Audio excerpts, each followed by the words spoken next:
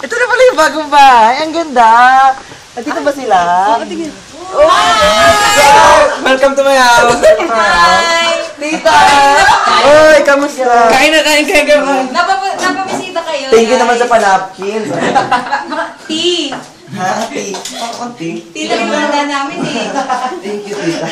Power. Bro, wala namin pamili yung CR. Bro, yung CR namin eh. May ano yung bowl. Ay, wala kahit sira.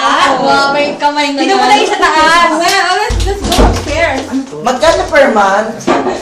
So, ano sinisimulat sa mga Brad, magkano per month? Ay, naku, mura-mura lang dito. 8,000 per Ay, month? double din. Ang dami kwarto. 20,000 down payment ko, tapos Ay, ano ba to? Dapat mo, 12 years mo yung pag-ibig mo. Magkano yung... Sino yung nagkakwarto dito? Dito si Jenny din tsaka si Karen. Dito yung akin. Ang ganda, power siya. Pwede siyang pangbato actually. Ang fab niya talaga. Kung 8K lang siya per month, go. Magkano ganito? Ay, pinangarap mo. 8,000 per month. Seryoso kasi? Yung seryoso? 12 years na pay. Uy! Uy, pasensya na kayo, wala pang masyadong gamit kasi... Bago pala kasi kami lipat Bago pala eh. kami. Kasi... Uy, nakakahiya. Nakakahiya na wala pang masyadong gamit ng bahay. Ano si Jeneline? Si Jenny din na yun.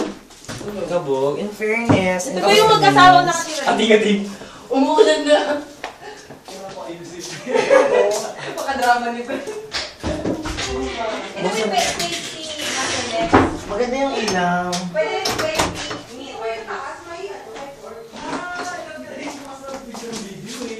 Ang daming tao yung nakatingin. Saan? Ingay nyo. Ano? Saan?